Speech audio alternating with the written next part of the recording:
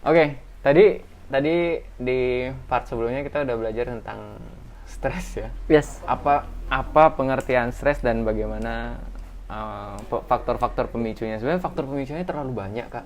Iya. Kayak tadi kita cuma baru ngomong yang dari sisi lebih banyak dari sisi yang pekerjaan kan.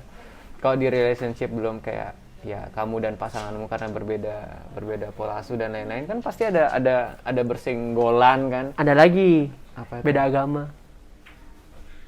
Shoot yuk.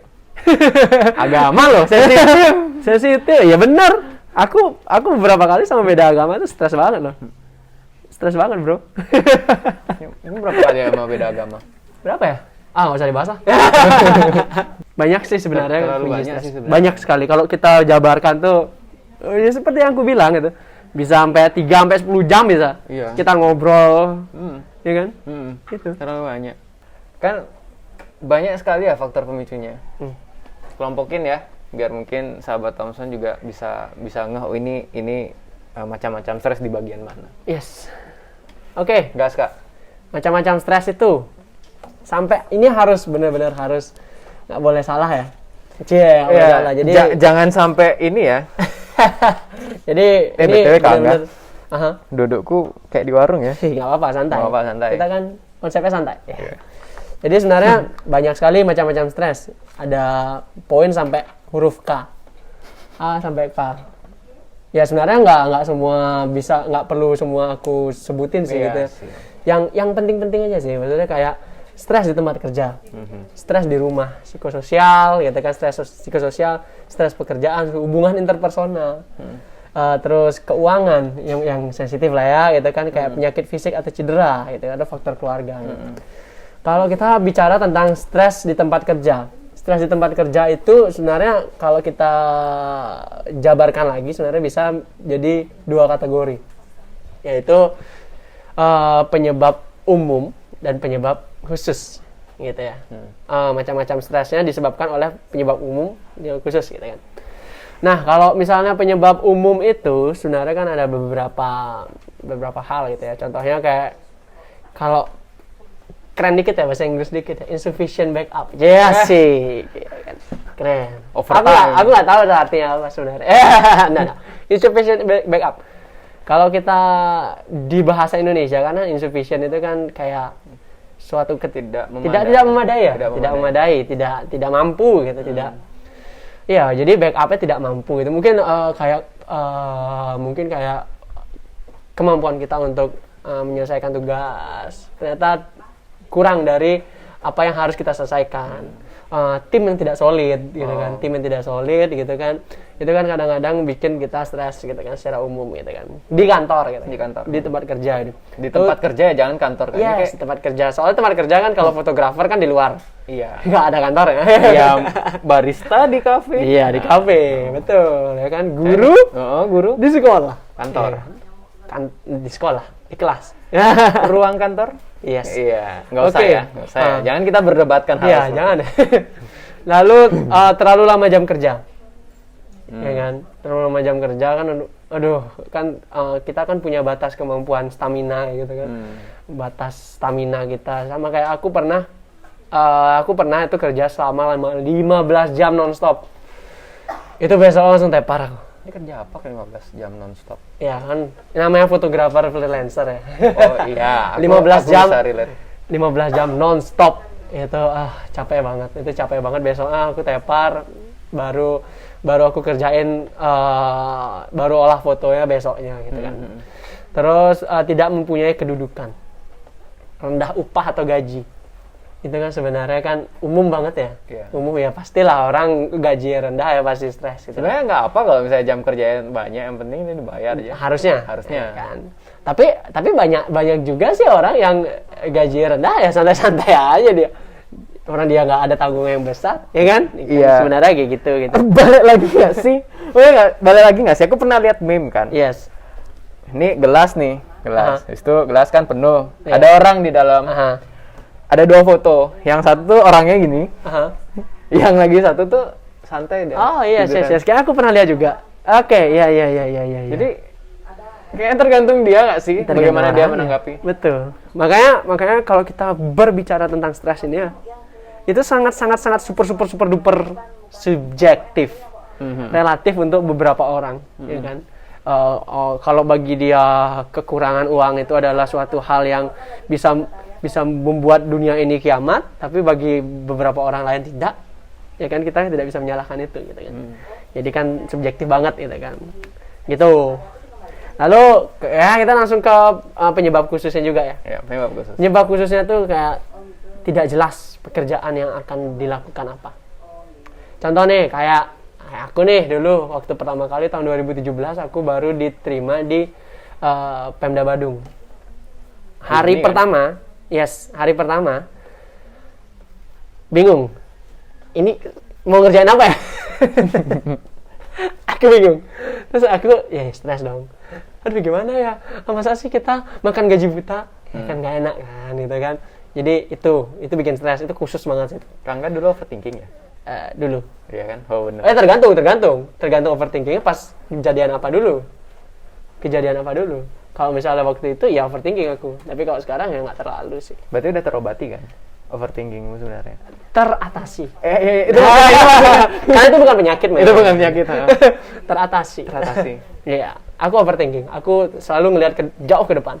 Terlalu jauh nggak sih? Ya, kadang-kadang terlalu jauh. Tapi ada bagusnya sih sebenarnya kayak gitu. Tak bilang bagus sih, Kak. Soalnya kue itu benar-benar gercep tuh loh gara-gara overthinkingmu.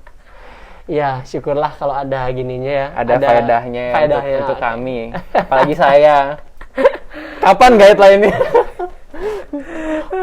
Oke, gitu. Terus terjadi konflik peran atau pekerjaan. Maksudnya gini, bingung kan? Apa maksudnya? Biasanya sih ibu-ibu ini. Gimana tuh? Gini, ibu-ibu kalau udah ngantor, punya anak di rumah, bercabang nggak otaknya? Bercabang sih. Bercabang kan? Bercabang. Kalau mungkin bapak-bapak ya punya anak 11 juga di rumah juga mungkin lebih santai ya. Ya. Dibandingkan, iya kayak bapak punya anak 11 sama ibu punya anak 2 tuh kayak lebih stres. Ibu punya anak 2. Iya. Karena yang ngurus anak 11 itu mana tuh yang nyaut? Karena yang ngurus anak 11 ya tetap ibu. Tapi enggak, maksudnya Pelan-pelan, ada anak kecil. Oh iya benar, ada anak kecil. Gue dari tadi takut dia kebangun loh. Jadi maksudnya gitu. Biasanya konflik peran ini biasanya ada di ibu-ibu biasanya. Jadi dia tuh sebenarnya dia berperan sebagai seorang ibu rumah tangga, tapi sekaligus juga menjadi seorang staf di kantor. Itu kan kadang-kadang bercabang. Anak sakit di rumah, bercabang gitu loh. Anak butuh makan di rumah, anak butuh apa di rumah, tapi bos butuh apa di kantor. Itu kan benar-benar bikin kita stres gitu. Tapi apalagi perempuan ya. Itu kan yang ingat nggak sih dulu pernah kita ada podcast sama dosen yang di Undira itu, Bu siapa Kade namanya? Yes. Itu kan pas konflik yang dia waktu itu ngomongin kan WFH toh Kak. Kan ada konflik posisi juga di rumah. Secara di rumah kan kayak mereka harus istirahat dan lain-lain. Pasti sama aja kan kayak misalnya kerja di kantor, pada ujung-ujungnya konflik juga. Iya. Nah, sekarang kan kita kan ngomong peran. Peran itu tidak ujug-ujug kita memang harus raga kita di kantor. Kita bermain peran itu di mana aja bisa, men. Ya kan? Bahkan kita WFH pun ya peran kita sebagai pegawai kantor juga. Ya walaupun kita WFH sekalipun kita pasti tetap akan bercabang. Gitu loh, misalnya nih gitu kan kayak seorang atlet ternyata dia juga ngelatih. Gimana tuh?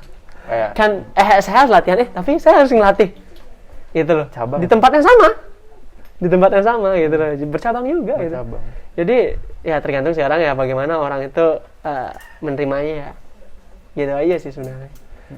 Tak bilang setiap orang mesti multitasking nggak sih? Iya, setiap orang. Kayak harus bisa multitasking. Iya, harus punya RAM 64 giga kali di otaknya. Iya, 8 giga sih. 64 ya, 64 lah untuk gaming. Oke. Bottleneck Kak. Iya. Ini kapan-kapan nggak usah dah. Nggak usah dah. Oke, lalu tidak terlalu perfeksionis seperti yang tadi kamu bilang. Ya kan, itu kan kalau nggak sesuai dengan pikiran kita ya kita uring-uringan. Terus tidak mampu mempengaruhi pembuat kebijakan. Kita nggak punya power, tapi ternyata pimpinan kita otoriter banget. Itu uring-uringan parah itu. Kalau kebijakannya oke. Yes, kalau enggak oke, itu udah makanya. Apalagi merugikan banyak orang. Itu kan sebenarnya kan menyebalkan sekali gitu kan. Pengen ngelawan tapi kita nggak punya power, men. Gitu. Terus lalu kepemimpinan yang lemah. Ya sebenarnya sama aja sih kayak tadi gitu. Kita nggak punya kekuatan untuk memimpin gitu kan. Lalu konflik dengan teman, maksudnya teman sejawat atau teman satu lingkungan itu kan konflik kan kadang-kadang ya namanya juga manusia ya gitu kan pasti ada konflik ya. Saya sama teman satu tim saya aja kadang-kadang ada konflik. Tapi kan tergantung sekarang bagaimana siapa yang mau ngalah, siapa yang mau mendinginkan suasana gitu-gitu sih. Terus fighting unnecessary battle. Saya bahasa Inggrisnya aneh juga. Jadi berantem hal-hal yang sebenarnya nggak perlu diberantemin gitu loh. Iya, itu kan sebenarnya kadang-kadang ada suatu hal yang berkaitan dengan iri hati gitu kan. Gajinya ternyata berbeda gitu, kadang-kadang kan bikin slack dikit lah gitu kan. Terus kadang-kadang pas rapat ada ketidakcocokan pendapat itu kan sebenarnya kan harusnya nggak di fightingin itu gitu loh. Sebenarnya kalau kayak gitu komunikasiin aja nggak sih? Yes. Apalagi balik lagi kuncinya komunikasi. Tahu nggak kita selama syuting video-video ini selalu balik lagi kuncinya komunikasi. Ngeselin banget nggak sih? Aku setuju komunikasi itu penting. Komunikasi itu penting sekali. Udah nggak ada yang bisa karena manusia makhluk sosial kan. Nggak mungkin manusia itu hidup, maksudnya mungkin ya orang manusia hutan itu kan emang dari sononya itu kan, tapi kan secara umum kan manusia hidup pasti bersosial, berkomunikasi. Iya, bahkan orang introvert sekalipun komunikasi. Meskipun via chat. Yes. Padahal di kamar, padahal satu ruangan, tapi chatan. Stres di rumah. Stres di rumah itu sebenarnya kan ada disebabkan oleh pasangan. Itu kan ada. Stres di rumah itu. Stres di rumah. Coba dijelaskan stres di rumah seperti apa bentuk. Stres di rumah itu banyak ya, banyak sekali. Ada dengan pasangan, disebabkan oleh pasangan, gitu kan.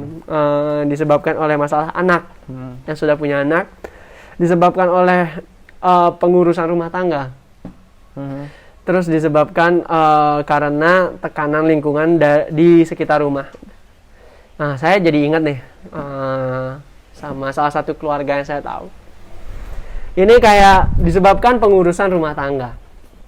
Saya ingat sama salah satu keluarga gitu, yang awalnya dia itu biasa aja gitu kan, biasa aja, lama-lama sebelumnya ya saya tahu sepasang ini pacaran dulu ya kan, terus akhirnya mereka menikah dengan perjuangan yang luar biasa. Saya tahu ceritanya gitu kan, akhirnya mereka memiliki anak gitu kan. Terus dan ternyata di sebelum punya anak itu kayaknya sih yang ceweknya ini ya mengerjakan pekerjaan rumah dengan biasa gitu loh. Si yang cowoknya, si kepala keluarga ya biasa-biasa aja, santai-santai di rumah, bla bla bla bla, dan akhirnya punya anak. Nah, punya anak kan pasti kan ribet sekali gitu kan, ribet sekali.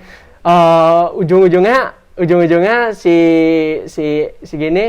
yang cewek, si ibunya gitu membagilah job description dalam rumah tangga tersebut.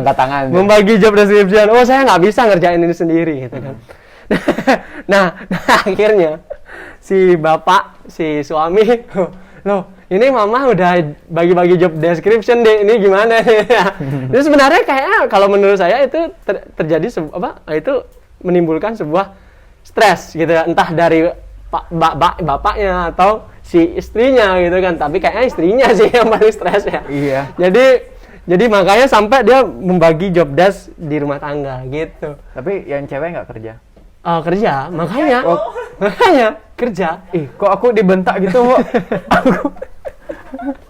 Gitu, jadi dia akhirnya bagi job desk karena sabar dulu. Tunggu.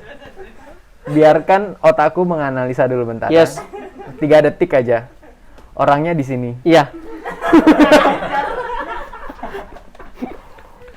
harusnya aku jadi detektif loh, Kak. Bener loh. Nggak cocok aku jadi dokter. Jadi seperti itu gitu loh. Masalah anak ya. Misalnya kita mau ke gini nih kan, kita mau menjenguk teman kita yang lagi punya bayi gitu. Baru habis punya bayi. Yes, kan. Udah siapin nih duit. Udah siapin duit untuk beli kado. Ternyata masalah anak. Susunya adik habis. Pampers habis atau apa. Udah, duitnya nggak jadi. Itu kan stres. Nge-stres juga. Nah, itu contoh-contoh dari stres disebabkan oleh masalah anak. Oke, kalau psikososial, sekarang kita bicara tentang psikososial gitu ya. Secara global itu ada banyak sekali sebenarnya. Tapi yang paling sering kita, mungkin bukan kita sih ya, sering saya dengar gitu ya, di kantor kan mayoritas teman-teman saya udah berkeluarga. Sudah nikah gitu kan. Jadi stres itu bisa karena perkawinan itu. Iya. Karena perkawinan itu, pernikahan itu. Maksudnya gini loh, misalnya nih, kayak suami istri pernah nggak sih bertengkar? Pasti pernah, ya kan? Ya, pastilah. Pacaran aja isi bertengkar. Gitu kan? Terus mungkin nggak terjadi perceraian atau perpisahan? Mungkin lah. Mungkin. Ya kan? Mungkin. Lalu kematian salah satunya. Pasti. Kematian nggak ada yang bisa tahu, nggak ada yang tahu ya, kan kapan datangnya. Nggak bisa diomongkan itu. Lalu ketidaksetiaan. Mungkin di beberapa kasus gitu kan. Memang syukur-syukur cewek cowoknya setia, ya kan. Tapi kan kadang-kadang ada yang nyeleneh dikit, itu yang cowoknya ternyata tidak setia atau yang ceweknya tidak setia. Itu kan stres perkawinan sebenarnya. Ya. Lalu stres problem orang tua. Bukan berarti kita punya masalah sama orang tuanya, tapi kita sebagai orang tua itu kan pasti, walaupun saya belum jadi orang tua ya. Iya. Walaupun belum jadi orang tua, tapi karena Kangga udah ke posisi bapak nggak sih? Ya mungkin udah ya. Di place ya. Nah, di samping itu saya mungkin dengar teman-teman cerita itu mungkin juga tahu banyak gitu ya. Jadi kayak mungkin di beberapa orang yang agak sulit punya anak, itu kan kadang-kadang kan juga stres gitu ya. Stres banget gitu, apalagi kalau lingkungan sekitarnya menyebalkan, malah diejek gitu kan, malah dihina malahan. Nggak bisa punya anak. Ada beberapa. Iya, itu kan bahaya sekali yang kayak gitu. Iya, bahaya sekali gitu kan gitu. Nah, kebanyakan anak gitu. Kadang kan kalau orang zaman dulu, orang tua aku deh punya anak 5, saudara ayahku itu 5. Itu ya udah bagiku udah 5. Terus tanteku bersaudara 9. Mamaku 9, ya. Bapakku 7 apa? Banyak. Zaman dulu, ya kan? Itu kan udah gini banget, apa namanya? Kalau di zaman sekarang udah kayak udah bukan banyak anak banyak rezeki lagi. Udah beda ya kan? Prinsipnya. Iya, prinsipnya udah beda banget gitu kan. Punya anak seminimal sedikit mungkin tapi berkualitas kan lebih bagus gitu kan. Sekarang kayak gitu. Kok dulu kan ada yang disuruh nyangkul di sawah itu udah banyak anak karena banyak job desk kan sebenarnya. Betul, pembagiannya jadi besar gitu kan. Kalau sekarang kebanyakan anak kan ribet juga gitu kan. Makanya kadang-kadang orang sampai 2 atau 3 udah stop. Ya kan? 3 udah maksimal gitu kan kadang-kadang. Bahkan kalau kita lihat yang generasi sekarang ya. Aku nggak bilang anak-anak yang baru lahir sekarang ya, maksudnya generasi sekarang banyak yang pengen nggak punya anak sih. Iya. Mereka mau ada di relationship tapi nggak mau. Iya, tapi kan punya anak. Tapi kalau itu kan kalau di budaya barat mungkin ya normal-normal aja kayak gitu ya. Tapi kalau di budaya timur itu kan kadang-kadang kan masih sanksi sosialnya itu yang lebih keras. Ya kan? Kamu nggak punya anak, masalah warisan. Oke, problem orang tua lainnya gitu ya, anak sakit gitu kan. Terus hubungan yang tidak baik dengan antar mertua gitu kan. Aduh, itu nyebelin banget. Makanya lebih baik jangan sama mertua lebih baik kalau bisa jangan sama mertua, pisah. Kalau saya boleh saranin ya, pisah sama orang tua tinggalnya gitu. Nah seperti itu, sama ipar, sama besan dan sebagainya gitu. Nah selanjutnya itu ada keuangan ya, sensitif banget ya keuangan. Nah, karena banyak sih. Banyak sekali sebenarnya. Banyak sih sebenarnya. Tapi kalau kita ngomongin kalau keuangan itu kan ini kan masalah warisan, masalah ini, masalah itu kan kadang-kadang sama saudara kita bisa berantem gitu Ya, gara-gara sampai warisan. bunuh-bunuhan loh. Yes. Ada beberapa tempat itu sampai bunuh-bunuhan. Sampai merencanakan membunuh orang Iya. saudaranya, saudara kandung men gitu loh. Demi itu gitu loh, pekerjaan, hubungan interpersonal, faktor keluarga juga macam-macam sebenarnya gitu. Macam-macam gini stres itu gitu loh, penyebab stres. Maksudnya macam-macam stres ya kalau tadi ya. Itu 95% elemen dalam tubuh kita adalah cairan. Cairan yang paling gampang dipanesin men. Ya kan? Iya. Dikit aja dikasih api bisa panas, Bisa. konflik. Ya kan? Sebenarnya wajar aja sih sebenarnya. Anda belajar filsuf mana? Nggak tahu saya.